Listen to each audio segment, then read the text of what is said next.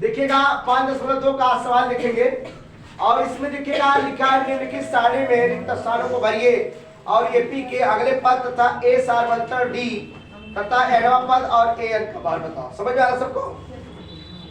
ध्यान दीजिएगा। अब इसमें जो कह रहा है सुनो इधर, सब लोग इधर देखो इधर।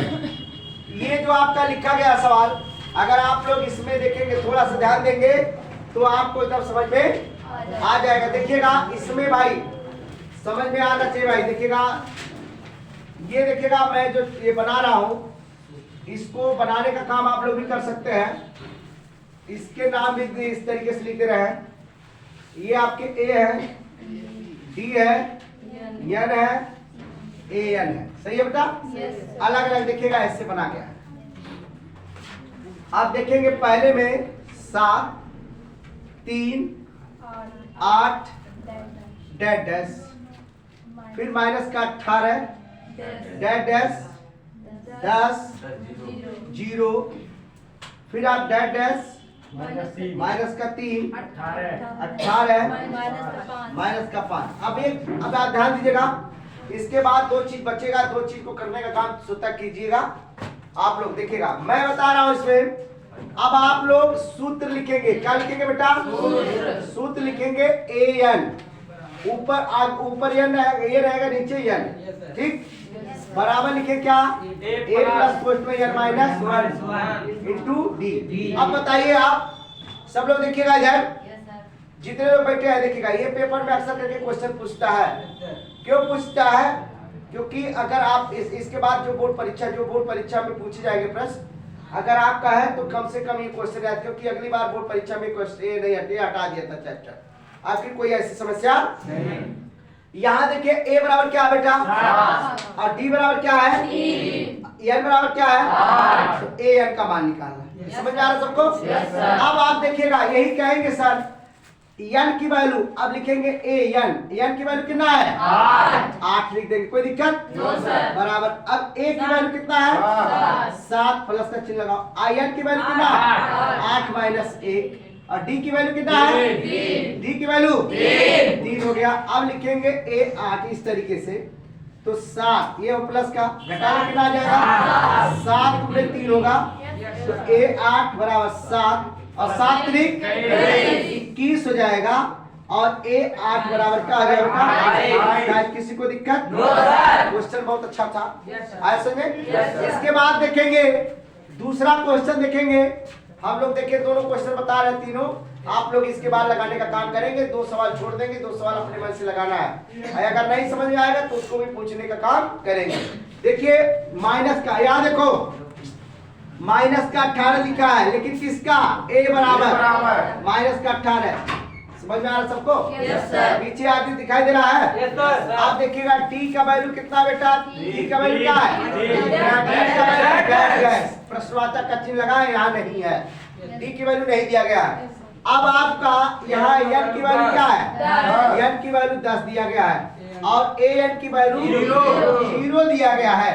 अब सोच लो कि आपकी वैल्यू दे चुकी गई है। अब जब दिया गया तो आपको मान उसी पे रखना है।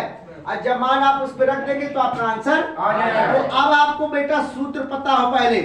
तो ए एन बराबर ए प्लस पोस्ट में एन माइनस 1 इंटू बोलो भाई समझ आ सबको? अब देखिए एन की वैल्यू नहीं पता है। पता है कितना? ए 8 है, नहीं है? ए 10 या 10 बराबर। अब ए की वैल्यू क्या है? माइनस का 18 लगा दो, प्लस लगा दो। अब एन की वैल्यू कितना है? माइनस का 1। डी की वैल्यू पता ही नहीं। देख लो अब ये बात आपको समझ में आना चाहिएगा। लेकिन एक चीज और है कि ए एन का मान सुन लो। ए एन का मान अब एन लिख दो, इसकी वैल्यू लिख दो 0।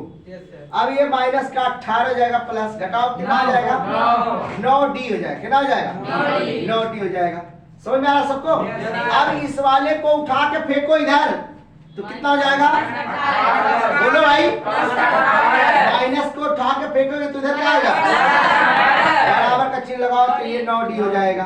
अब हम देखेंगे कि जो लिखा है इससे इससे काट सकते हैं तो 9 दूना 18 डी बराबर आपका 2 आ गया। बताओ किसी को दिक्कत? तो डी की वैल्यू आपकी कितनी आ गई? 2 आ गई। और एन की वैल्यू कितनी आ गई? 28। तो बताइए किसी को दिक्कत? अगले सवाल को देखेंगे इस तरीके से। अभी आपको इसको भी बता दे रहे हैं, नोट के मिटा दे। देखिएगा इसके बाद ए देखिएगा, फिर देखेंगे अगले सवाल को। यहाँ देखिएगा, ध्यान दीजिएगा सब लोग। यहाँ लिखा देखिए डी की वैल्यू क्या आपकी, पहला तो हो गया, दूसरा भी हो गया, तीसरा भी होने वाला है। लेकिन कब होगा देखिएगा, डी की वैल्यू, ए की वैल्यू नहीं पता है, पता है नहीं। लेकिन डी की वैल्यू कितना है? -3 पता है ना सबको? और एन की वैल्यू कितना है? 18 ये भी पता है आपको। और आप क्या है? -5 ये भी पता है। बहुत अच्छा। अब आप देखिएगा सवाल, बहुत बच्चे सवाल को इसको बच जाते हैं कि कैसे कैसे भरा जाएगा। लेकिन आपको एक सूत्र याद करना, कहना एक सूत्र याद करना है, उसी का मान उठा के रखोगे और लास्ट में आपको एक बार और भी पता चलेगा कि सिर्फ मात्र एक ही चीज छूटेगा जो उसी का मान पूछा जाएगा। आई बात समझे? एकदम ध्यान दीजिएगा। अब आ गई बात ए एन बराबर a plus n minus 1 into D. अब a की वैल्यू देखो क्या है, नहीं पता। ये आपका a n की वैल्यू क्या है? -5। सही बेटा? a की वैल्यू नहीं पता है, लिख दो ऐसे प्लस। n की वैल्यू कितना है? 18 माइनस का 1। डी की वैल्यू कितना है? -3। सही है। अब लिखेंगे -5, a लिख दो प्लस का ऐसे, घटा लो कितना आ जाएगा बेटा? 17 गुणे -3 हो जाएगा। सही है। अब इसका गुणा कर दो, -5 बराबर ए। अब 17 तिया 5 चलिएगा। ये इसको उठा के इधर फेंको, -5 था, प्लस का क्या लेगा? 51 बराबर ए। अब बताइएगा, चलो तुम बताओ इसका आंसर कितना होगा? ए बराबर कितना होगा बेटा? 56। ए बराबर 56 कैसे होगा दीदी? ई -5 ई प्लस का 51 है ना? हाँ अभी से बताओगे 46। लेकिन किसका? ये आपका आंसर कंप्लीट हुआ। इसके बाद हाँ आपने जो पहला बताया है तो an बराबर कुछ नहीं रखेंगे ना? ओ रख दिया सर। क्या हुआ? इसमें आप रखें n का मान अरे वे यनवा मतलब यनवे पद का 8वां पद का वैल्यू 28 होगा। ये मतलब देखो इधर देखो ऐसे, यहाँ देखो 7 3 8 डैश डैश करके an हो गया। मतलब कह रहा कि 8वां पद, कौन सा पद? 8वां पद क्या होगा? तो जो 8वां पद की बात आ जाएगा, यनवे का मतलब 8वां पद, तो 8वें पद का वैल्यू कितना आएगा? 28। सही बात है। यनवा पद का मतलब होता है कि यनवा पद नंबर, मैंने आपसे बात किया था कि यनवा का मतलब होता है अगला पद। यनवा पद मतलब कौन सा पद आएगा, ये आपको ध्यान देना है। अब आपने ये क्वेश्चन को हल कर लिया। इसके बाद देखेंगे सवाल, इसके बाद देखिएगा दूसरा 77, तीसरा -77 और -87। देख लीजिए भाई, चलो क्या? Yes sir. देखिएगा ये जो आप क्वेश्चन देख रहे हैं, क्या दिक्कत का? चलिए देखिए आ जाएगा, बहुत अच्छा है। आप ध्यान दीजिएगा सब लोग। इधर देखिए सब लोग, जो लोग नहीं लगा पा रहे हैं उनके लिए मैं बात कर रहा हूँ, ध्यान समझा दे रहा हूँ, कायदे समझ लीजिएगा। एपी का मतलब होता है अगला पद। अब अगला पद यह 7 लिखा 10 7 4 डैश डैश करके 30वां पद कौन सा होगा? 30वां पद कौन सा होगा? 30वां भी पूछ सकता है, 15वां भी पूछ सकता है, 8वां भी पूछ सकता है, 7वां भी पूछ सकता है, कुछ भी पूछ सकता है। देखिएगा मैं कह रहा हूँ इसमें पहले नंबर सवाल लगाओ। इसमें प्रथम पद क्या लिखेंगे? प्रथम पद ए बराबर क्या? 10। सही है। अब लिखेंगे सार में अंतर डी बराबर a2 माइनस a1। बात न करो भाई, बात न करो, ठीक नहीं लग रहा है, एकदम से बंद करो। Yes sir. डी बराबर लिखा है a2 की वैल्यू कितना बेटा? 7 माइनस अब क्या लगाएंगे 10। डी बराबर क्या आएगा -3। माइनस का 3 आ गया, ठीक है। Yes sir. अब आपसे कह रहा 30वां पद, कौन सा पद? 30वां पद। अब आप देखिएगा, इसको अभी एक बार लगा रहे हैं, फिर दूसरे हिसाब से बताने का काम करेंगे। तो 30वां पद कह रहा है, तो लिखेंगे यहाँ 30वां पद। 30वां पद बराबर होता है a प्लस 29 डी। तो a की वैल्यू क्या मिला? 10 प्लस 29 गुणे माइनस का क्या?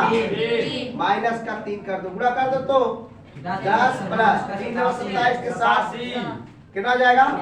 लेकिन किसका? माइनस का। अब प्लस माइनस का माइनस घटा लेंगे, -87 बराबर क्या जाएगा? -77। माइनस का 77 आ गया ना? देखिए इस क्वेश्चन को आप लोग हल कर लेंगे। इसके बाद देखेंगे कि इस क्वेश्चन को यहाँ मैं थोड़ा सा बताने वाला दूसरी जगह पे बता दे रहा हूँ।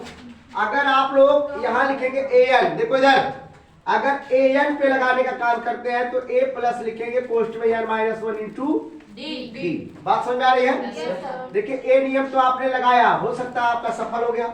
दूसरे नियम को भी देखेगा कि सफल होता कि नहीं। हो सकता हो जाएगा तो अच्छी बात है, नहीं होगा तो भी बेकार है, कोई दिक्कत थोड़ी है।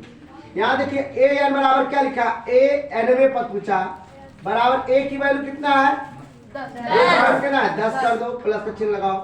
अब ये आपका 30वां पद कह रहा, कौन सा पद? तो आप यहाँ 30वां पद, ये 30 लिख दीजिए और यहाँ से 30 माइनस क्या कर देंगे? 1, और डी की वैल्यू कितना है? माइनस का 3। सही है? तो 30वें पद का मान पूछ रहा है, बराबर यहाँ लिखोगे 10 प्लस घटाओ कितना आएगा? 29 गुणे माइनस का 3, पूरा कर लो बेटा। 30 बराबर क्या हो जाएगा? 10 प्लस क्या हो जाएगा? 87, लेकिन माइनस का। अब कहोगे सर ये 30 बराबर 10 माइनस का 87 बराबर माइनस का 77। तो समझ में आ गया होगा सबको, दोनों क्वेश्चन दोनों तरीके से, ठीक।